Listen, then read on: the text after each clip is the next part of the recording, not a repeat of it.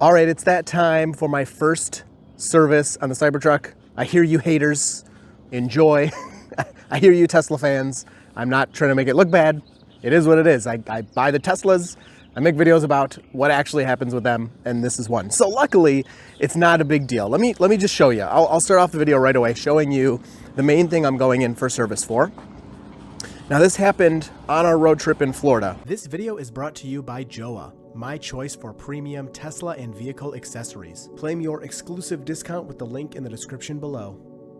So right here, you can see this looks awful. It's like coming out there, it's just a piece of trim. It's really not that big of a deal. If we look at the other side for comparison, sorry, the car's warming up. You can see that that's flush and it's not like sticking out at all. So what happened here is right here, there's a bolt like attached to this metal piece. There's a bolt going in, and then there's a nut that holds that bolt onto a clip that's attached to this. Going up here, it's all clips, okay, as far as I could see anyway. Well, the nut on here ended up coming loose just from shaking, from us driving, or whatever happened. And that whole piece came out and was like flapping in the wind. I don't have a video of it, unfortunately, because we were on the highway and we were kind of like trying to find an exit. But I do have a picture I can show you from Stephanie's perspective. In the driver's seat, I could barely see it, but from her side, I guess it looked pretty ridiculous just flapping around. And of course, everybody's already taking pictures of you and staring at you. And then you got this huge piece of metal. I mean, it looks like it was coming out pretty far, just flapping around in the wind. Now, when that happened, I'm pretty sure this piece bent. So yeah, I can see it here. I don't know if it comes across on video, but right about here, there's a bend in the metal. Hopefully you can see that. And so, you know, of course I went through the app and I said to Tesla, like, you know, yo, this came off. I need this replaced. And I honestly was thinking it was gonna be like months before they would have this part, because Cybertruck's brand new. They are trying to make Cybertrucks. They probably don't have a lot of spare parts. And it was, I think it's been 2 weeks about. That's funny. But yeah, it's been almost exactly 2 weeks since I put in that service ticket, and they're ready today. So I don't know why did I do that? So I'm gonna go get this fixed, and this is pretty much it. So they will, but what did I do in the meantime? How is this on here now? So what I did, I wasn't just gonna walk around with like a flappy piece, or drive around with a flappy piece of metal. That would be weird. It probably would break off eventually, I would guess, especially at highway speeds. So what I did, let me open the bed here and show you, is I was gonna go to a local hardware store, but I couldn't find one, and there was a Walmart. So yes, I went to Walmart and I spent a couple bucks, and I just got this. I didn't know exactly what it was. I talked to G from Test Bros, super nice guy, was helping me out with this, and he's been working on them already. And I actually bought the wrong thing, but I just got lucky. I thought I was buying this one, but it was really this one. So this little nut here, that's it. So I screwed that on. I was able to just reach in there and do it with my fingers. So it's only finger tight. I've tightened it one additional time, just finger tight. And it has held this whole time, and now I'm gonna go get it replaced. But so yeah, nice little Walmart fix for my very expensive Cybertruck. Now I have one more thing, and this is my fault. It's not Tesla's fault. Of course, this is all wet today when I'm gonna show you, but there you go. Maybe I'll get you a picture of it looking a little better, but you can probably see all this is scratched up. Now, I don't really care that much because, again, it's a truck. I'm gonna use it for stuff. This just got scratched when I was using it and putting stuff in there. But I'm just curious how expensive these parts are gonna be. So I asked Tesla, leave your guesses in the comments down below, how much it would be to replace. It's just a big piece of plastic. I mean, I feel like I could just rip it off almost. Leave your guesses down below. I'm curious if this is gonna be like $300 to replace this piece of plastic, or they're gonna, you know, do a nice job for me and have cheap parts like Tesla actually usually does, believe it or not. And then the last kind of problem we had that I will share with you is the truck. One time, I've shared this already on X, but the truck, one time we came out to it and Stephanie's like, hey, the front's not opening, what's going on? And I went to hop in and it was off. The truck was completely off. Now the button for the door worked, so I'm sure that's low voltage and that was good. But I hopped in, the screen was off, and I did the scroll wheel reset, and it took a little time. I was a little like, uh-oh, our Cybertruck is bricked. It's dead. You know, of course, everybody here, it's happened to like 2 people, and so now everyone thinks every Cybertruck is breaking. But it reset itself, and it had an error message about the brake, the parking brake either would or would not disengage, and nothing has happened since. So it's been good ever since then. So I'm not gonna even mention that to them, since that was like weeks ago. Now, I will say, the interior, like rattles and stuff like that, there's zero. We've also had, I want to compare this really quick before we head off to the service center.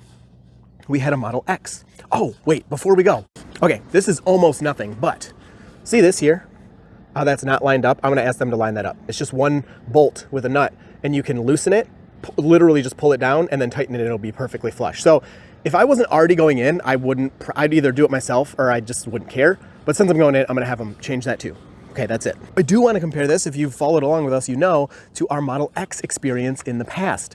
The Model X was a nightmare. It was actually the exact same price as this when we bought it. Luckily, we sold it before they dropped all the prices. But the Model X was the exact same price. They were both $100,000 for both vehicles. And the Model X, we were taking a service like every other month. Like we owned it for almost a year.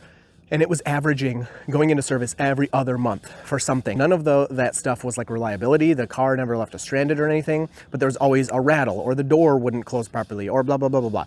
So far, Cybertruck, it's like one piece of trim that I was able to mostly fix myself, but it needs to be replaced because obviously it got bent. A lot of people are skeptical about the tonneau cover. I'm interested in how it'll hold up. I actually have a good feeling. I think it's gonna be solid. A lot of people are saying like, oh, in a year, it's going to be terrible. We'll see. So let's get this serviced. All right, I had to interject because I filmed this a while ago and I'm just about to post the video and I'm realizing people are going to have questions probably about the accelerator pedal. So if you didn't hear, there's a chance that the cover of the accelerator pedal on the Cybertruck can like come off and slip up. And then the accelerator pedal can actually get pushed down. And Tesla had a stop sale on Cybertrucks for maybe a week, maybe a little less than that. Cybertrucks have started being delivered again.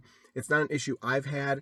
And when I was filming this service video, it wasn't a thing. Like nobody had heard of it yet. So that's why it's not mentioned in the video at all.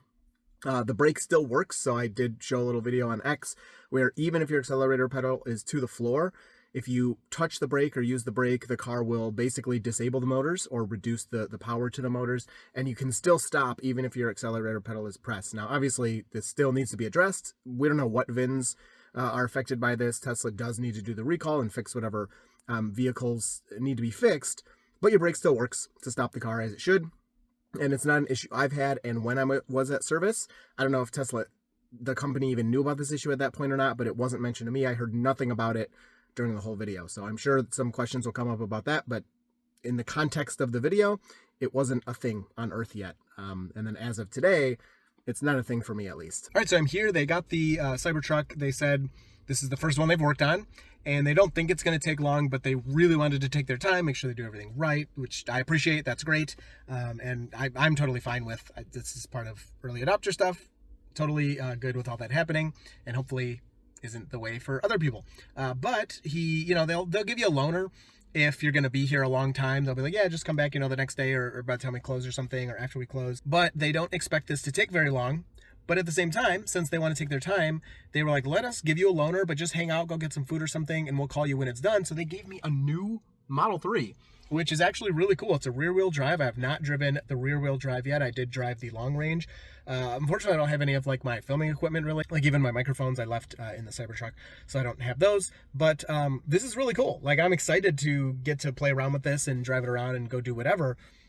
Already I like the steering wheel on my Cybertruck much better than this, but yeah, that's a cool experience so far. But I'm excited to see the end result of the Cybertruck when that's done. But in the meantime, very happy to get to play with a new Model 3. All right, I know this is about my Cybertruck getting fixed and not about new Model 3, but this is part of the Tesla service experience, right? Hanging out in this thing.